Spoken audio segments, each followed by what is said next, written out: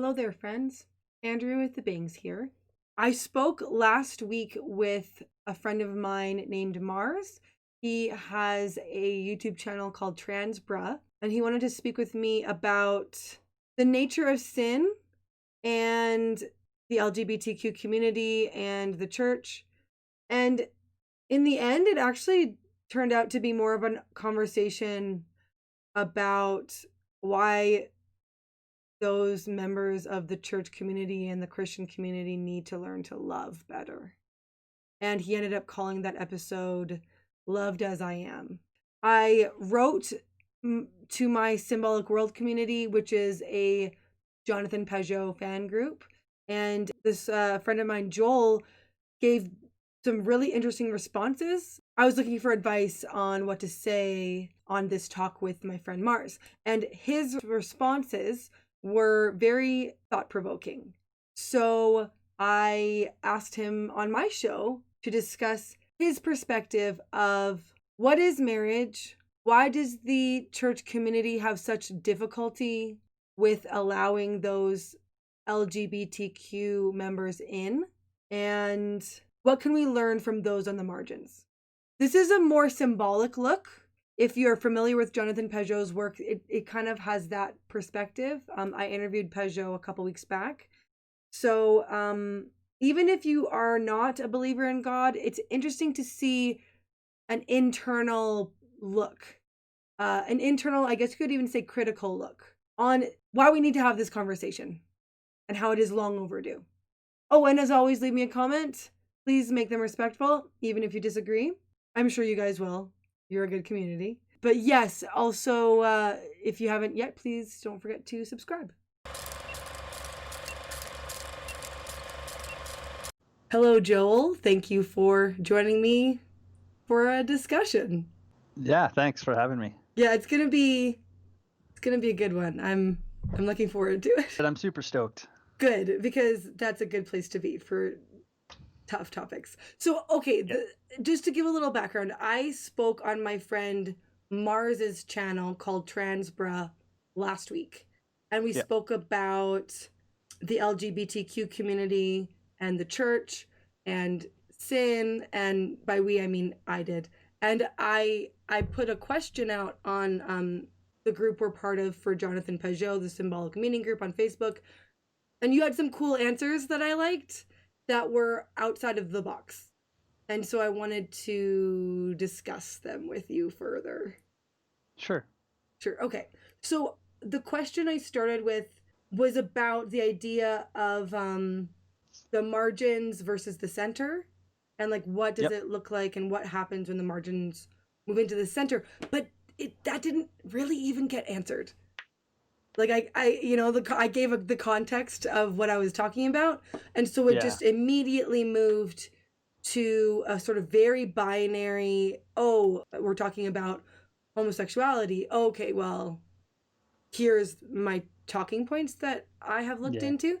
Not faulting people for that, but I wasn't 100% looking for that. I actually wasn't looking for that at all. So, but then you gave some interesting answers. So can you tell me why you think it went that way in the first place? I think that people are just geared to find the answer, and they just want to sort of run their script of, okay, this is what I believe, I've thought it through, and blah, here's the result. Mm-hmm. I don't know if that's a product of the nature of online communication, because everything is truncated. Because you just get your little blurb spot where you get to say your 2 cents, and so you tend to hit with your punchiest stuff, right? I know one person in that conversation linked the whole video where he had explained, sort of elaborated his understandings, and I watched that, and I mean that was all right, but generally people just stick with the little sound bites. And then I think when we're talking about these kinds of issues, especially when you're dealing with like a community or a people that have a deep tradition in one way, you're never going to get a lot of deviation, I don't think. At least it's less likely that people are going to go way outside the bounds, because it's been such a thing that's been hammered over and over and over again. Like I grew up in a church, and the sort of this one perspective of the issue was just it. This is the perspective, and yeah, debate is closed. Here are the answers. Right. Okay. So Okay. Why is the debate closed in that sense, but then not in other senses of, say, women wearing head coverings or something like that? Like that's not really. I mean, maybe in that's very no. smaller. That's very. I mean, that's. I think that people are blind to their own their own way of behaving. They don't notice the double Okay. standard that they apply to things. So I think some things, when they come up in social consciousness, and the social climate is such that change is happening, then you're going to see a lot of deviation, and a lot more willingness to explore. Whereas if it's sort of still in the closet, so to speak, Yeah. it's just that just stays the way it is. So there's going to be issues. Like I probably have a lot of issues that I differ greatly on with the majority of Christians as far as their traditional beliefs of how things work, and that's fine. But it's just because those issues haven't progressed to a point where the community is ready to change them, I guess. Right. Okay. Yeah. Because these kinds of conversations of being more open about exploring rather than just the binary yes and no or right or wrong, I mean, I'm just seeing like a few now, you know? Yeah. I think that one of the things I thought was interesting is a video you just did with Jonathan Pajot about the identity of the feminine, and he was trying to say that the feminine frames the question, and the feminine sort of sets the field, sets the probability, and I think that's lacking in our society.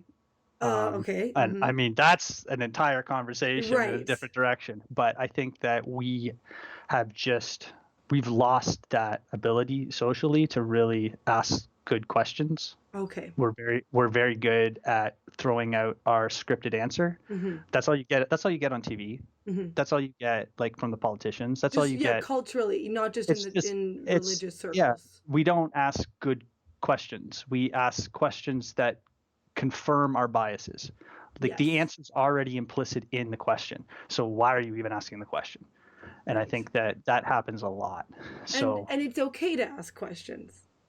Like that's the it's thing. necessary to ask Okay, yes. questions. Okay, so yeah, let's even up the ante. It's necessary.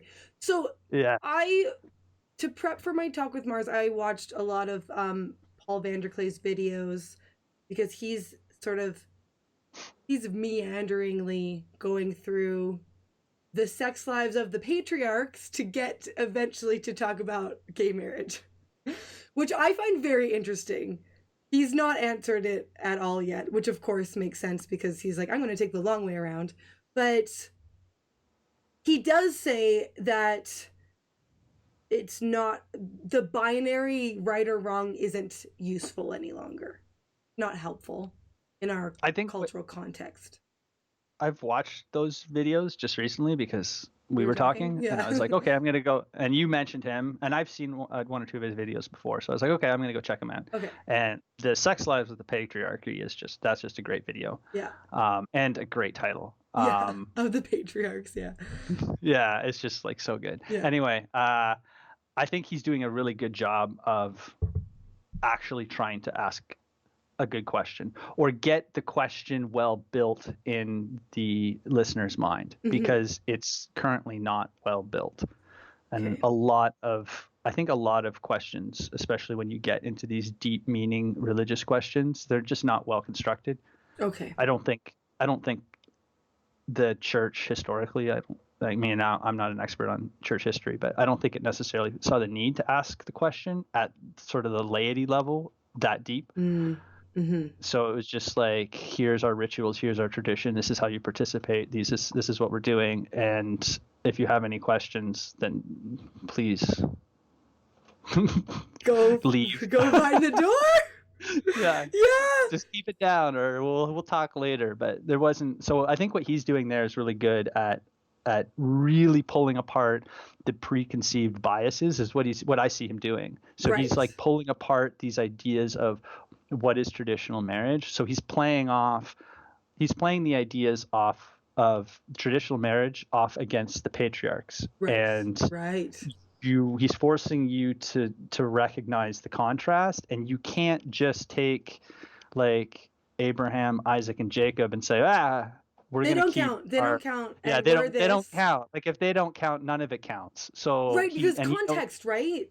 I think he understands that he's playing a very, like, it's a rhetorical trick, but it's very good. Like he's playing something that he knows that trumps the traditional marriage. Okay. That's what I see. Maybe for some people it won't. And they'll say, no, I don't care what the patriarchs did. The traditional marriage is traditional marriage. Right. But I think he's trying to play those two to get some space where the question can be asked. Because right now there's no space. It's like, right. There's no space for the question. Okay. The answer, like I said, the answer is already assumed in the asking. Okay, so how did you give space for yourself to be willing to ask in your own mind? Probably spending like a good 10 years and more, probably closer to 20 years in solid doubt, and a good 10 years in just absolute denial. So Okay. I'm coming at the whole thing from the other side, and I think it gives me a little bit more freedom or willingness to say, I already see issues with the way people interpret and understand things, and so for it to be one more thing, and it's actually, I would say, one of the first earliest memories I have of saying, whoa, this doesn't seem right, is when I was still a teenager, probably a young teenager, and there was a vote in government or something about same-sex marriage in Canada. Mm-hmm. And no, I'm in Canada too. Yeah, but not everybody, right? Oh, sorry. Oh, no, yeah, I didn't actually know where you were. I forgot to totally even introduce you very well. So, where are you at right now? I'm in London, Ontario. Oh, okay. I'm in Edinburgh. Anyway, so I was too young to really understand much of what was going on, but the church got politically motivated, which is how it entered my consciousness, because all of a sudden I'm at church and people are talking about who you're going to vote for and how you're going to like write letters to your politicians and whatever. And it was all about this gay marriage debate and maintaining the traditional family values or whatever the rhetoric was. And I remember being very confused by it because I couldn't understand what the problem was. Okay. And up until then, like, I kind of got the ethics of my religious tradition. Like, it made sense to me. Even the stuff that seems like, well, why would you say that? I could work out, okay, I can see what they were driving at. Even if I might not agree with all the details, I can understand what they're driving at. And when it got to the issue of gay marriage, I just didn't understand where they were getting the idea of, there shouldn't be homosexuality, or there shouldn't be gay marriage, or there shouldn't, this negative attitude towards it. I didn't quite get it. It didn't make sense. And I think that was probably one of the first times where the space started to be made, where I was just like, whoa, it just didn't sit right. Okay. It's taken a long time for me to like understand why it didn't sit right, but okay. Yeah. Well, the next question then is, why didn't it sit right? I think, well, often when I'm looking at issues of sin and whatnot, I'm trying to understand what it is what's going wrong in your behavior that is going to be detrimental. And that's kind of how I first understood sin. I'm like, if God's telling us not to sin, he's telling us not to sin for a reason. It's probably better if we don't. So what are the reasons why it's better? And some of them are obvious. If you're going to resort to stealing, you're committing harm against other people, and you're also corrupting your own ethic and how you value yourself and how you value the work you do. Like, all of that stuff gets devalued when you start stealing. And that made sense to me. But when it came to homosexuality, I was just like, if two people love each other, then what's the beef? like, where's this harm coming from? And what are we trying to avoid? What's the big thing we're trying to avoid when we say, oh, you shouldn't have homosexual relationships? It just didn't, there's just nothing there. It's all like appeals to authority is the best I could find. It was just like, well, it says in the Bible here, it says in the Bible there, and therefore we don't agree. And that's just a weak answer in my opinion. So okay, so I want to get into why you think it's a weak answer, because there are, again, Paul has not reached the New Testament yet. We're way back in the beginning in Genesis, so I feel like it's going to be a while before I get my answers there.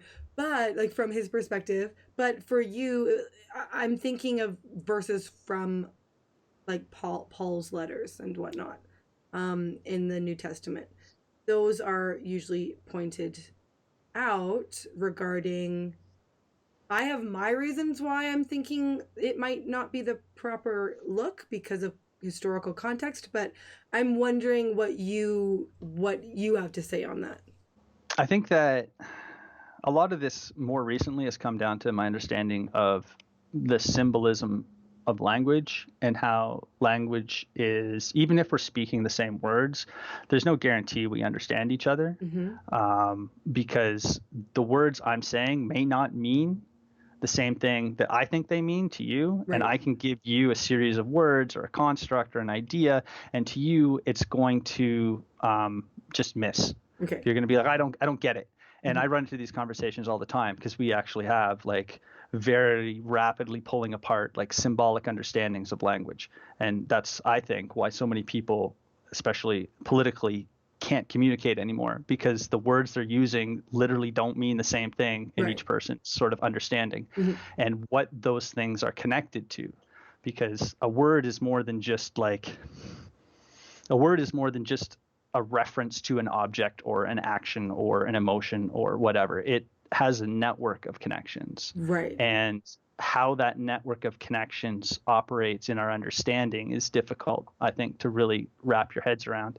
But I think that when we talk about things like homosexuality or anything, but we're on homosexuality. So when we talk about homosexuality and we go and we look at, say, somebody else from like the 1960s and we talk about homosexuality, the conversation is going to be weird because the way they understand the problem is completely different than the way we understand the problem, or the issue. It's not a problem, but and there's going to be a disconnect. Even within our own culture, you can have two people talking about it, and there's going to be a large disconnect depending on what their preconceived sort of answers are. And then when you go back and back and back through time, and then you cross languages and interpretations, and then you say, this is what somebody said in the book. And it's the fact that they use certain words that reference certain things doesn't mean that's what they meant. It's a lot more complicated to understand what somebody's intent was in saying a thing, or what a culture's intent was in making something like a prohibition against something. Like, what's the prohibition against eating like unclean food? Like, there's cleanliness. Yeah, in the desert. Yeah, but it's more than just cleanliness. Symbolically, like, it's tied in, yes. Okay. Yeah, it's tied into all these other ideas, and we don't get those ideas. So to us, it doesn't make sense, which is why it's so easy for us to just leave it be. It's like, we don't need to do that. And we have our various religious reasons for doing it, but fundamentally, we don't need to do that, because all of the connections, the symbolic connections tied up with those dietary laws, they aren't relevant in our like symbolic understanding of food. So we can't access the same sort of incarnation of truth that those people were trying to access through their dietary restrictions. It's like a dead ritual to us. It's just, they did a thing and we don't really understand why. It was for cleanliness, but no doubt it was for much more than cleanliness. Okay, so that's figured out though for us, but this one's holding on. Yes. And like, to be clear, I am like, I actually was watching a Paul video before I was chatting with you, just kind of shake the nerves, and he said something along the lines of Like, I'm a wanderer. Will I wander over the line? Absolutely. And I'm like, yeah, that's gonna be me, man. I am so wanting to wander around to find these things because being stagnant is just death to me. So, Yeah. and if it's the Yeah. right thing, you'll wander back. Like, that's what it kind of feels like to me. So that's just where I'm coming from. Um, oh, so many directions. Why it's stuck. Okay, I'll start with first Well, why it's stuck. let's go with Paul. Okay. And his sex lives of the patriarchs. Okay. Because I think that's a good place to sort of frame what I just said about food, and then let's Okay, let's shift it go over there. to Okay, marriage. yeah. Why do you think he's starting with the sex lives of the patriarchs? Well, he talks about the primogenitor idea of the marriage was an institution created because of the inheritance laws Mm-hmm. of the cultures. Mm-hmm. And I think you can kind of now I'm not the expert that he is on this, and I'm not a historian by any means. I just like to read a lot and think about things a lot. So in the minds of these patriarchs, these tribal leaders, or these heads of families, they are trying to understand their place in reality, their place in the world. What am I doing here? And it's the same question we all have. And this is why this is why the book is still relevant. It's the same question we all have. What am I doing here? What's my purpose? And for these tribal cultures, they kind of viewed, at least in my mind, and again, this is my interpretation, and I'm trying to say it in a way that you're going to understand. So I'm kind of mythologizing a bit. This isn't facts. Somebody's going to come on and say, oh, these aren't the facts. I'm like, I don't really care about the facts. I'm trying to get an idea in your head of how these things flow. And so this person is going to be sitting there trying to figure out who he is, and he's going to have a way of being that was taught to him by his father, and taught to him by his father, and taught to him by his father. And it's all moving where? Well, we're building up to what? To some kind of glory, some kind of greatness. We're going to try and get away from, we're trying to get our own land. We're going to become our own people. We're going to rule ourselves with our own king. It's this almost like this crescendo through history. I think this is why the lineages are so important, because they're looking back and through all of their suffering and all of their trials, and they're naming the names of everyone who kept the dream alive. Okay. And brought it to this moment. And that's why these people are so important to them. And if you're going to take your inheritance, all the stuff you've accumulated, and you have this idea of greatness, and you just give it to all your children, the next generation is going to be impoverished compared to you. So you stack the deck, you give it all to one, and then he carries it on to the next generation, and then he carries, and that, I think that's where this idea comes from, is if you're going to build up to something, you're going to just keep doubling down your bet. You're not going to spread it out between all your kids, because then they only have like 1/20th of your income, of your wealth. So and that's where this idea of the primogenitor comes in, this idea of marriage. But that's not what we use marriage for at all. And I think marriage, over time, we began to understand there was a different truth to marriage, that marriage was working towards something of its own, which is why it over time became more and more sacred, more and more exclusive, until we had the traditions we have now. And I think what's it working towards? Like, what's it working towards? In what space in time are we talking about now, or all the way until now? I think now we've lost the plot, and so we just point to the symbols or the rules of the ritual, and we say we have to follow all the rules because we don't really understand what the ritual is doing. That's really important what you just said. That's a soundbite. Sorry, I'm just I'm gonna point it out right now. Can you go over that? We don't understand what marriage is directed towards. We don't understand what the goal of marriage is fundamentally, as a transcendent idea. We don't know the rules of the ritual. We don't know the rules of the ritual. Yeah, we know all the rules that we're supposed to follow, and we just follow the rules, and it leads to bad questions, because it's what are we doing here? Well, we're following the rules. Well, that's not really going to help you figure out what to do next. And I think that and this ties back into another pattern that I see constantly, is this idea that, and again, I'm getting into these ideas of God. So if you don't believe in God, I'm sorry. Then that Have fun listening to this fun talk. I guess that's stuff you don't believe in. the idea that God gives us the freedom, but uses whatever we do to his glory eventually. Mm-hmm. And I think that this idea that, and we see it in Israel asking for judges. They don't want to be ruled by the patriarch or have that really close connection to God. They want the judge in there, and then they want the king in there. And every time God's saying no, no, no, well, not really no, but he's warning against it. This is unnecessary. And then they do it anyway, and then God still brings them glory, even though they went the way he said not to.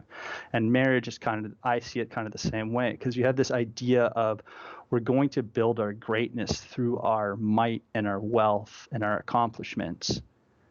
And we're going to come up with a ritualized system in our society of primogeniture and legitimate heirs so that we can legalize this. We can enshrine this into our culture, this idea. Okay.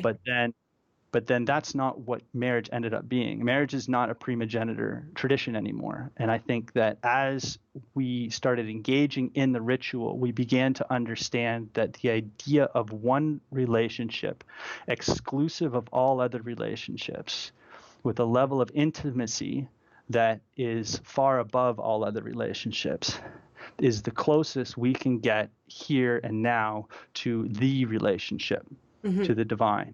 Okay. And I think that's why we end up with books like Song of Solomon that make that connection. They snap, and Jesus comes again. He snaps that connection back again when he talks about the relationship between Christ and the church, or all through the New Testament. So I think that marriage itself as a ritual is pointing towards this idea that there's one reality that we engage with, and while we can engage with that through the long life that we live of engaging in these traditions and we following other people, but we also get a taste of it in marriage. Marriage is the closest we can get in just bodily form to that relationship. And it's how so the question now would be, if that's what marriage is about, if marriage is about how do you develop that intimate relationship, how do you find your identity in one other, not in a multiplicity of others, how do you find your identity in one other person? And then that should be a much bigger question for what to do with marriage and how to have an effective marriage versus make sure you don't have sex before marriage, and then make sure you marry one person and it's the opposite gender, and then make sure you stay, like, you can see all the same elements in the rules, right? Now that you see the pattern, all the elements are there, but we just say the rules and it's like, yeah, but why?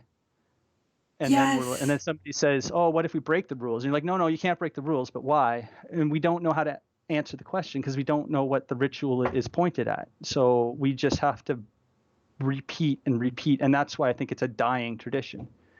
Like, marriage is in crisis everywhere because I don't think we understand what it's for. And it used to be that you engage with just the ritual and you will get it eventually. Like, you'll come to an understanding. I doubt my grandparents, when they got married, had this deep understanding of what their marriage is going to be about.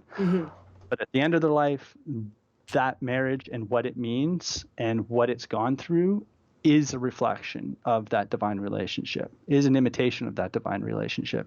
And they would probably understand what I'm saying if I explained it to them. But they only got there from following all the rules. Now we have the problem that we don't understand the rules. We don't understand where they're pointing, and we're breaking them all the time. So how will you ever follow the ritual long enough to sort of discover it on your own? If you're going to get divorced when you're 30. Right. Because that's the other thing is, we also decided in the Christian community that divorce is okay.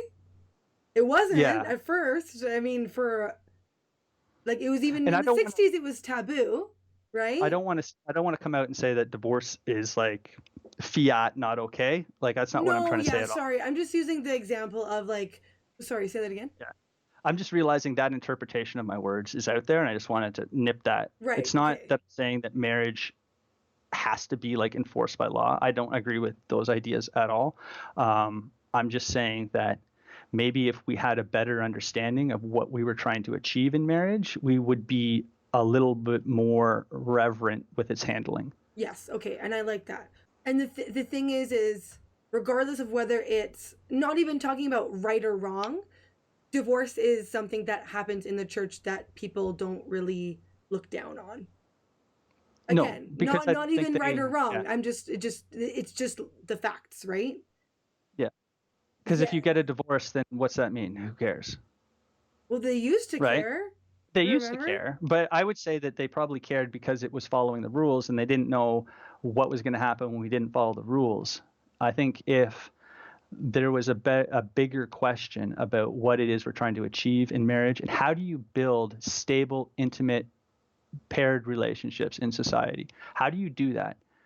And how are we teaching people to do that? I think if that's how we approach the questions, we probably would have come up with different answers besides just legalize divorce. So that's the thing that's interesting about you bringing up the sort of marriage of your grandparents, and then it's unraveling through the generations here. Yet we look at this other community on the margins, and I don't care what people say, it is a small percentage of the population. Even if people are like, no, they're definitely in the center now. Okay, fine, but they're still like 1/10 of the population, or whatever the maybe less than that. I don't know, but it's still not the main group of people. Like most people are straight. I mean, That's yeah, the main point. That's yeah, what I'm meaning. So by margins, I mean they're just literally a minority, right? Like the LGBTQ yeah, community.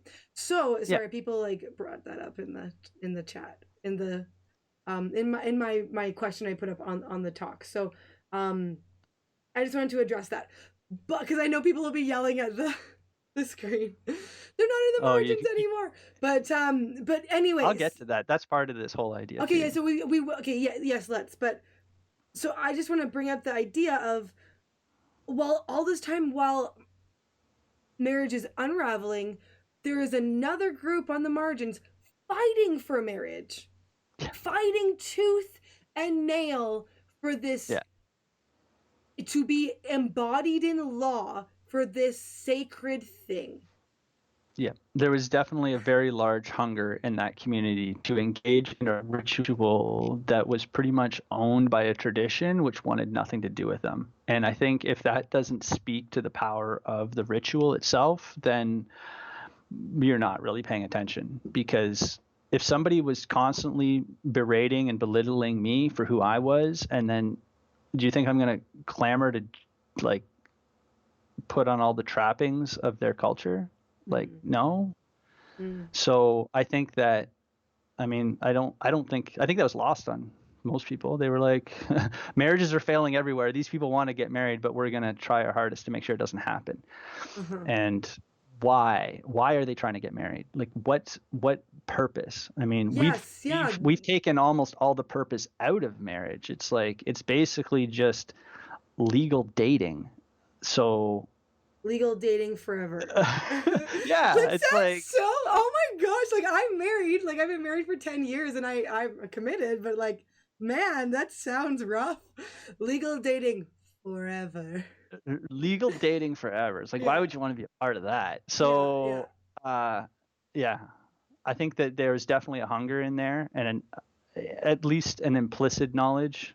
They probably didn't articulate it or Why did understand they it, want it maybe. so bad? Yeah, but you're right, maybe they I didn't think I know, think but because of what the ritual is, and like I'm saying, it's pointing towards a higher reality, and people are trying to engage with that higher reality always. That's the human condition, is to sort of find your identity, find your meaning in this life, and justify it in some way. And I think that they saw the marriage tradition and they saw their parents growing up in it, and they saw the various images and the romance of it, and maybe there was an intuition that this was the thing that was missing in their own culture, and they were trying to get a hold of that. mm, Because I see a lot of comments on like, what people say, oh, homosexuality is more promiscuous, or it's The gay culture, more right? more Yeah. more indulgence, all this stuff. And it's like, yeah, but you won't even let them in the church. I mean, they're Right.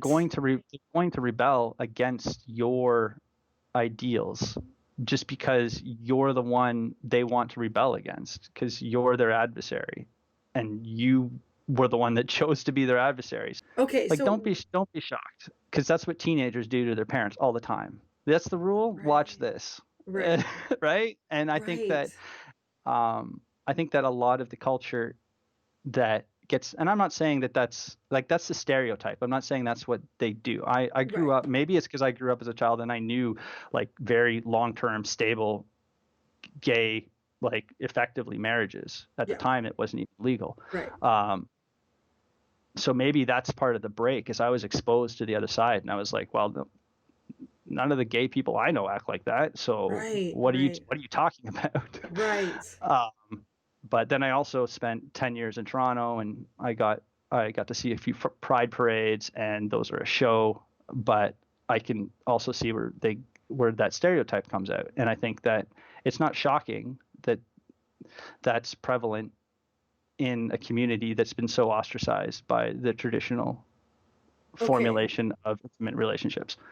Okay, so Yep. that brings me to the talking about the margins and like the idea of the foreigner, of the being kind to the foreigners among you. Like, sorry, I Yeah. know that this is symbolic in regard, Yeah. like, language I'm using. So for those out there, I'm not calling the LGBTQ community foreigners, but if we're going to liken it to what's being, what the rules, if we're talking about the rules, there's rules in the Old Testament about being kind to the foreigners amongst you, and not to, and to give them a place um on the outskirts of the community, when in a time, context wise, where you would not typically allow foreigners to be anywhere near you, because it would be like, it could be dangerous. They're the out group. Why would you do that? So Mm-hmm. if, from coming from that perspective, that was rather tolerant, actually, of Moses, I guess, or God, or whoever wrote those rules down. But so this is a marginalized community, Yeah. and it is so not loved by the church. They do not feel loved, at Yeah. least from what I the sort of stats I've The heard. the popular conception. I know there's plenty of loving churches out there. Right. Again, I Right. don't want to just say the stereotype is the rule, Right. but um, yeah, I think that the idea of the hospitality to the stranger is very interesting, because why? Why should we be hospitable to the stranger? What pattern is being played out Mm. when we're being hospitable to the stranger? And I think that there's a few things that are necessary. One is, if you never bring anything new in, you will like stagnate. Okay. We always have to bring new things in order to grow and Mm-hmm. change and adapt. And you always have to bring the outside in, the outside in. You do it in our food, we do it in our culture, we do it in everything. We're always, so right there, you can never have a margin that's permanently excluded, because the center will just collapse. It'll like rigidify, and then it'll just collapse under its own frailty, because it Okay. never bothered to feed itself on anything new. Okay. I think that also from a religious perspective, and the Bible talks a lot about the creation of idols. I think that when you confuse the thing with the truth, when you confuse the fact with the truth, you create an idol. And if you create an idea of what something is in relation to the transcendent, and then you make it rigid, like it can never change and nothing can ever come into it, because this is how we engage the divine, then what's the difference between the divine and it? Because it never changes, and you kind of get blinded by the it, and you miss the Okay. truth. And so you have to always, you have What's to the understand. it? So like, what's the it? Like, can we just Okay, insert sure. the it I for? understand. I'm talking like way out there. No, no, no. It is no. I am with you, but then I definitely need an example. Okay, so I'm trying to think of one that isn't marriage because that's where my brain is right now. Okay. Screw it. We'll just use marriage. Okay. So I know. I'm like, I didn't. There's nothing. if if marriage is supposed to be a way of engaging this divine ground, engaging the divine experience, and if it's a ritual that we can just engage in with each other that helps us understand what life and identity mean, um, great. But then if we rigify it, if we make it so set in stone and there's like so many rules about what a marriage has to be and what you're allowed to do, then its ability to point beyond itself gets diminished because the focus is all on it and you're not looking through the symbol to the reality. You get fixated. And it And I becomes think the idol that you were it mentioning. becomes the idol. And Okay. it's like you end up worshiping this thing that is not giving you access to the divine, which was what its purpose was. Mm-hmm. And one of the ways that you break that is the exceptions to the rules break in and Okay. reveal that the thing, the core, the center was not the truth. The truth was beyond it. And so that bringing in of the outside, I think, is a constant reminder and refocusing that what you have isn't the truth. What you have just points to the truth. Okay. And if you treat it as if it's the truth, then you'll turn it into an idol and worship it. Okay. So why do you think that these rules were made during the Apostle Paul's time regarding homosexuality and like do not be like the pagans and whatever the verses are? I think that, well, I mean, Greek culture, it was your side thing, right? Yeah. It's like Your side if, hustle, your yeah, side if relationship. you wouldn't go out and sleep with somebody else's wife because that's adultery, and you wouldn't want to go around creating a bunch of offspring that Right. might cause issue. So what is an extremely safe way to engage in sexual release that doesn't have those burdens? Right. And homosexuality fits that bill, or homosexual activity fits that bill. Right. And I think that for a lot of cultures, it was almost like they didn't understand it the way we made our rules around it. And so for them, it never came up as, oh, you have to create this exclusive relationship and it has to be exclusive and it has to be opposite gender, and all those ideas play into this. I mean, we aren't God, so what we are engaging with is not us, and we are often seen as the feminine to the masculine, and God is working through us to bring new creation into the world. So all those patterns fit the heterosexual relationship, right? Okay. But if you are seeking your meaning through sexual encounter, you will not find God that way.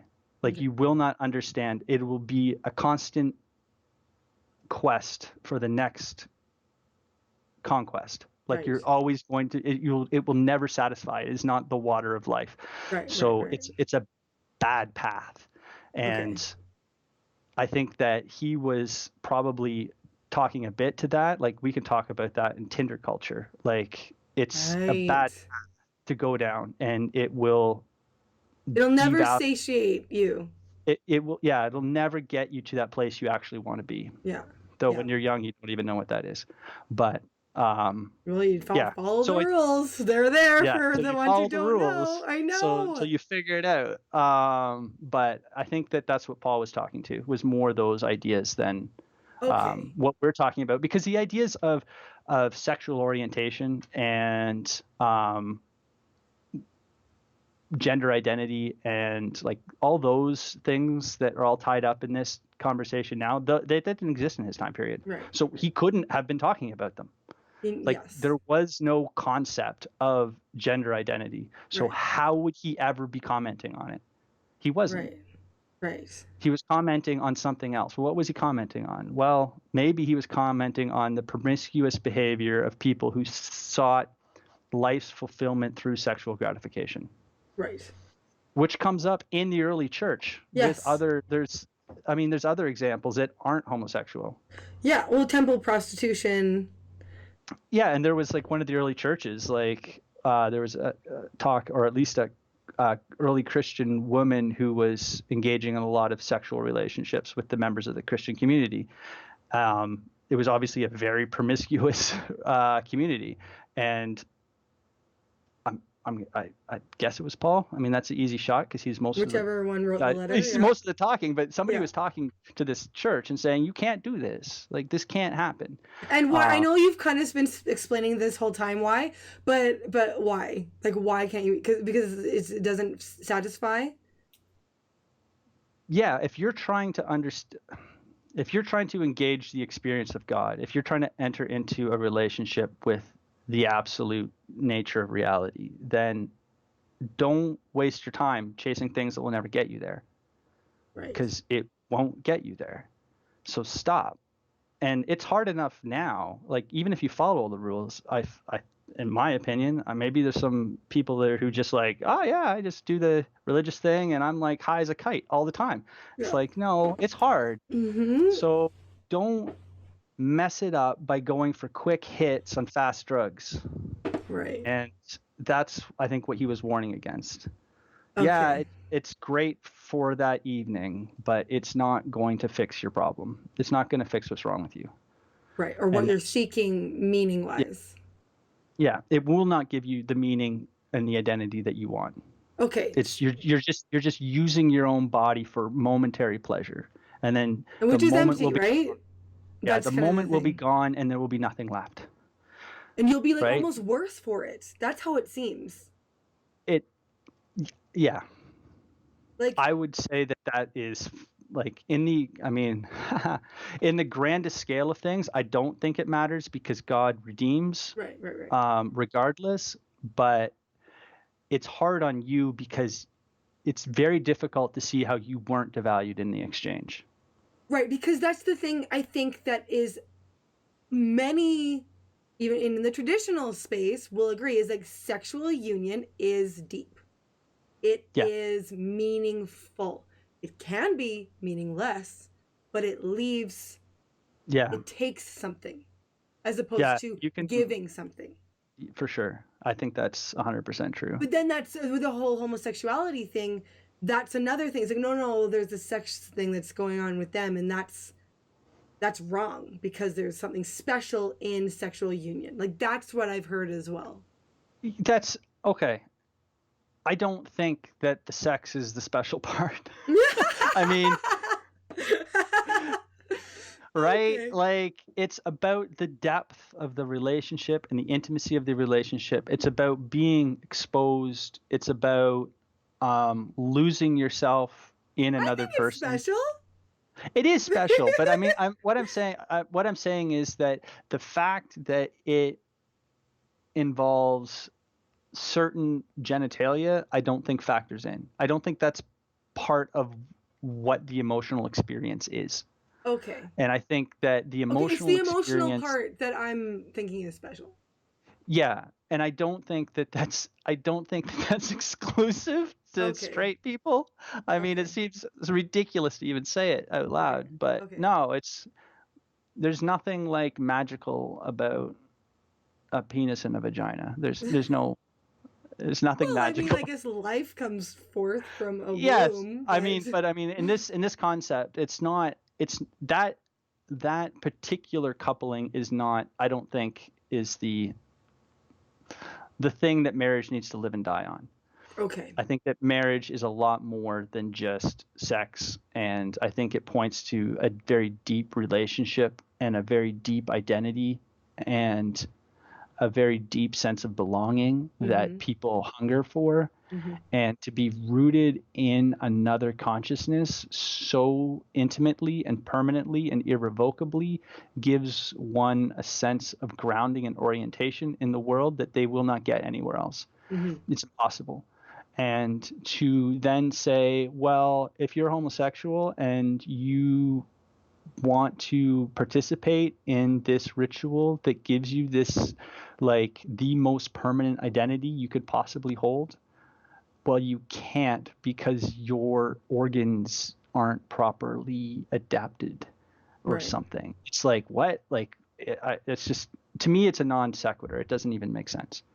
Okay. But I'm still unclear about why the church has such trouble loving those in that community. Ooh, dangerous question. Not that we haven't already done a bunch of those. We're already far down the rabbit hole, so. Well, I don't hear a lot of conversations, at least popularly, about what the intent of marriage is and how do you form long-term partnership. Like, that happens in the secular community, I guess, but like, you can go get marriage counseling, and I guess there is Christian marriage counseling, but it's not like a Christian institution to talk about, this is how you select a partner, this is how you build a family, this is the struggles you're gonna, like, that isn't really gone over. We kind of just throw kids into it and then get surprised when they get divorced. So right there, it's like, what are you focused on? And you get focused on these rules. Like, the institution of marriage is important, especially if you're older and you've endured some serious stuff that would have broken marriage and you got through it. Like, that that's sacred, and you want that to be preserved through history for future generations. But then you get fixated on the form. And you make an idol out of the form, and you say it has to be this way, and we can't love those who go against it. You can't love. I don't hear that conversation. I know that exists. I don't hear that conversation. Most people are much more careful in their words, even if they might believe that. They'll say, I am being very loose and caricaturing it. I grew up in the church. This is my overall general. That we are like, no, love the sinner, hate the sin, but like, because a lot of people are going to say, oh, you can be homosexual, you can't just engage in the homosexual act. Yeah, you got to be celibate for life. And it's like, okay, that's a weird hoop to jump through, but I think that they're not like, come on, celibate gays, we want you. There's not even that. Yeah, not as a cultural, like, phenomenon. No, I think again, there's churches that do that, but not broadly speaking as, like, this is stereotypical Christian behavior. Right. And that's what I don't get. I think, what I'm trying to say is that I think Christians don't understand their own religion, their own ritual that well, which is why their marriages are falling apart at such an astronomical rate. Okay, and then they're judging others, and then they don't know how to fix it. And so they are clamping down on the aberrations to the like, they're trying to cut the margin off to make the center. Like, they're trying to create fix the center. They're cutting off the margin rather than just like, no, look at the center, look at you, look at your marriage, look at your life. Okay. They're not asking serious questions about what the center means. They're just saying the center is the center, and if it's falling apart, it's because of the margins, so let's cut off the margins. Okay. Now, I would be very interested to see how the debate on marriage in the United States and Canada, and the debate on homosexuality and its prevalence in sort of the consciousness of the nation, because, like, we go back and all of a sudden homosexuality it's almost like a non-existent thing. It's like, it's talked about, but not as a gender identity. So this whole thing all comes up. And my gut reaction is that part of that is the church was we didn't understand the marriages, and we're trying to strengthen the institution of the marriage. And we started to erect our borders and lock and push people out and say it's failing because these people are trying to degrade it. So let's scapegoating. Scapegoating. Scapegoating is like, Oh, yeah, of course, the that is what's the happening. human's most favorite pastime. If you Oh, have a I problem, know. scapegoat. Yes. Um, and Blame I the Jews. yeah, Blame the outsider. Blame the other group. Yes. and Okay. I like getting back to the idea of the center and the outside. And one of the things I said in the post is that you have to step back from the whole thing and understand that all identity exists in tension. Hmm. Like if I am something, that means I am excluding something else Hmm. by definition. So if I'm me, then you can't be me. Hmm. And as we scale up that identity through groups, that's where we get these ideas of the margins, because a whole bunch of people fit into the group and some people don't fit into the group. Hmm. But you can't have the group without the margin. It's impossible. You can't have a world in which there is no homosexuality, because the moment you define heterosexuality, implicit is homosexuality. You can't have one and not the other. They exist in tension with each other as forms of identity that are connected intimately. And you can't just, and the solution is not to destroy one and erect the other, which is the human desire, like always, is to destroy the outsider and erect our ideal. Hmm. The Christ solution has always been to bring in the outside and make a unity out of two separates. And I Right. think that understanding how the margin defines the center and how important the margin is for the center and what the margin brings to the center, I think those conversations are much more in keeping with how Christ handled redemption than how we handle destruction. We basically Mm. just, what isn't us should be removed. And I Right. think that we need to sort of step back and say, okay, if marriage is the center, not my marriage, but if marriage is the center, then how does the margin inform it? How do we include the margin in it? Because it's all intimately connected. And until we start having conversations geared in that way of finding unification rather than finding like submission or dominance or Or whatever power, division and whatnot. or, Yeah. yeah, instead of building those walls and understanding that the truth exists on both sides, and the stranger that comes carries a piece of your identity. So if you want to find out who you are, you bring them in. That's really good. That's really good. Sorry, I'm like I need to be the interviewer, but I'm also like revelations are happening in my brain. So That's okay. good. That's good. I often worry I start talking and then No, no, people no, no, just no. It's excellent. glassy eyed. No, no. This is wheels are turning, sir, and I hope so for the audience because this is really excellent stuff. Sorry, can I just jump in? Yes, Because yes, beautiful segue. Because you just talked about the audience. yes. I'm trying to play the role of the feminine. I'm trying to reframe the question. I'm Okay. not trying to give you answers. Mm, And I'm not trying to say, I know better than the gay community how to solve this crisis. right. I'm not trying to do that. What I'm trying to say is that the way we approach the problem is necessarily or implicitly adversarial. Okay.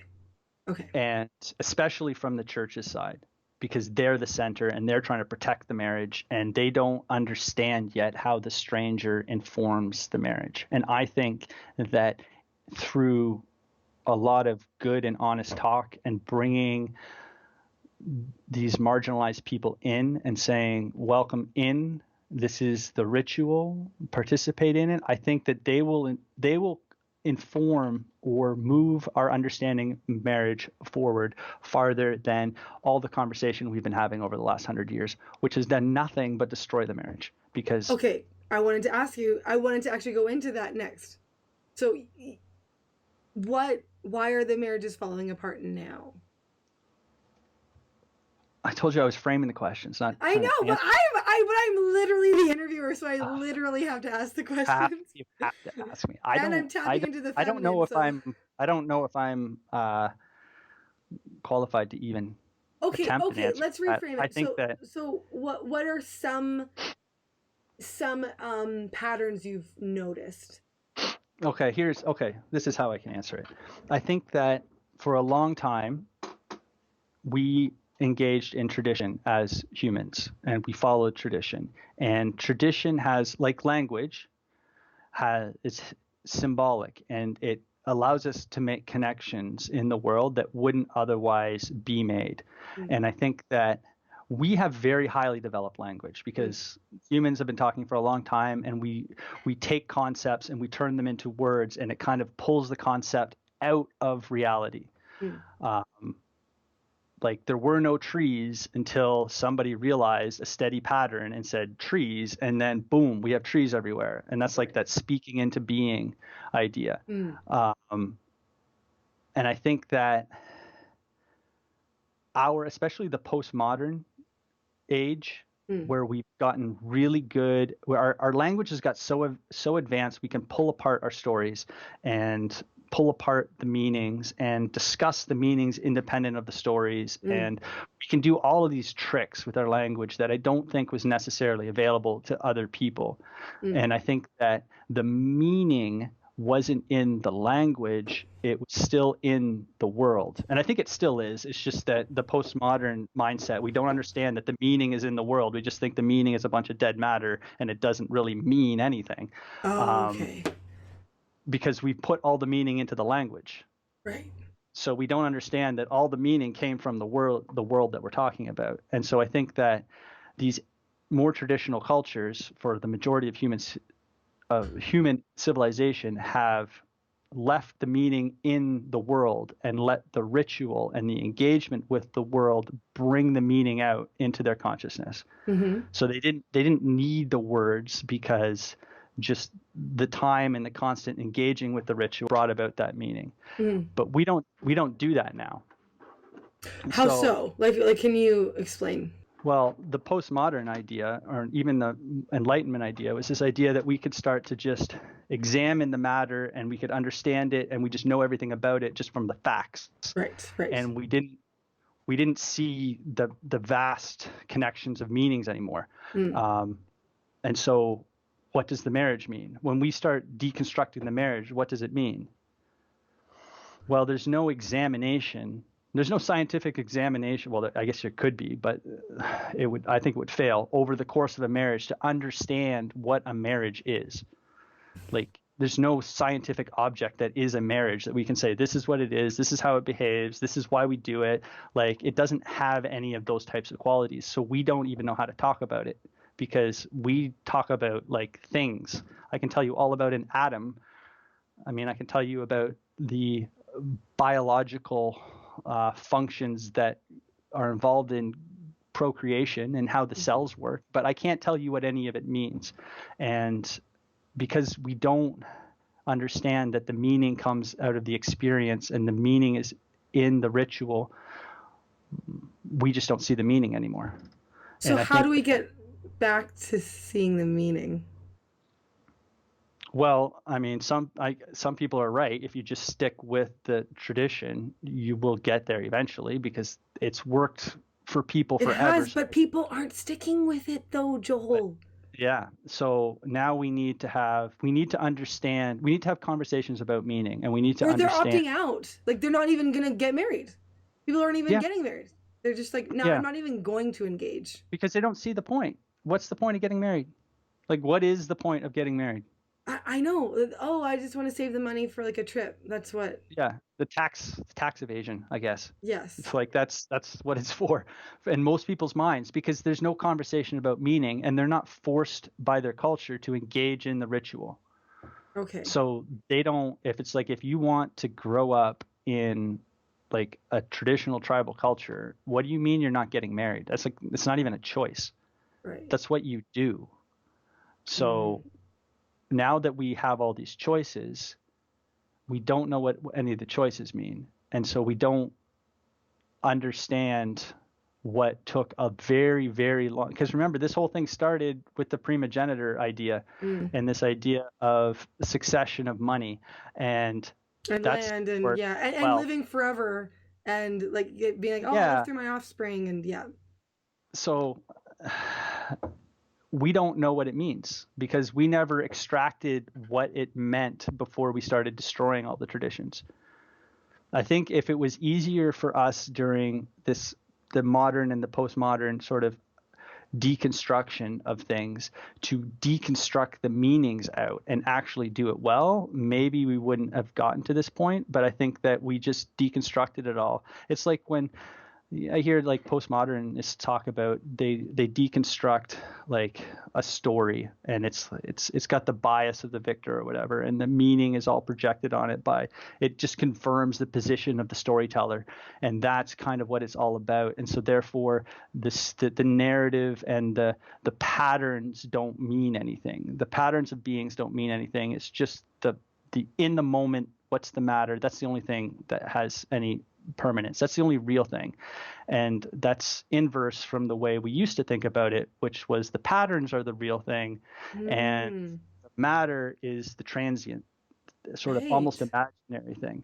It's the thing that will come and grow and then go. And now we treat it almost the opposite. The materialistic world is what's permanent. We pretend the material is what is permanent and real, and we pretend the meaning is just bias overlaid onto matter. Right. And so we have no respect for what the meaning could be. And so we never, I think, and I don't think it was done on purpose necessarily. And all of this came out of very Christianized cultures. So I don't think they intended to do it. I just don't think they noticed they were doing it. Right. And then all of a sudden we got to a place where kids are growing up and they're like, why get married? My parents fight all the time. It looks like hell. I'm not going to do that. Yeah. Or like, oh, they just got divorced. So let's just choose every day. Let's just skip that. Yeah. Yeah. Or, I'll go with you for as far as I can, but then if I don't want to be tied down, and they don't understand what all of those, and how would you? It's you have to bet your whole life on it. Why would you do that? Bet your whole life. Yeah. And then, well, we grew up in the tradition, I think, a little bit more, right? So it was a little bit more expected and the natural thing to do. But it's at the same time, it's like, if you don't understand what it's for, and if you're not engaging it because it's the tradition, then why? Because you're going to bet your whole life. Well, no, because you can get divorced, but no one wants to get a divorce. It's terrible. So you're making a pretty heavy bet on something that's nobody can really tell you what it's about. Tax purposes. Right. Yes. Right. And so it just gets deconstructed. The meaning sort of boils off. Kids are, if people live together for many years, I've seen what makes them choose to get married then is, oh, we're gonna have kids next year, or we are all already pregnant, so we're gonna have kids often make people take that step with marriage. I see. It's almost like they implicitly understand that aspect of it, that the child growing up in a stable environment is important, because it's going back to the patriarchs, right? With the primogenitor and like the kid, offspring, and the kid. It kind of that aspect of it's still there. Yeah, definitely, because it's about not for wealth, but just for future. Just being together for the kid. Yeah. It's a wow. I didn't expect it. I mean, I didn't expect it to quite go here, but that's why I love talking. Like I said, people. there's a lot of different ways to go through, because it connects to how we understand identity and and this is why it's such a sensitive issue, is because like identity is how you understand your entire world. Mm-hmm. Because once you've defined who you are, you've implicitly defined everything else too. Like I said, everything exists in that tension. Here's a trip from because the symbolic people will follow along, but in Genesis, and the idea that if there's this splitting, and then there's this splitting, and then there's this splitting. So God separates the heavens from the earth, and the land from the sea, and the sky from the earth. And there's all of this splitting. He's creating identity through separation. Okay.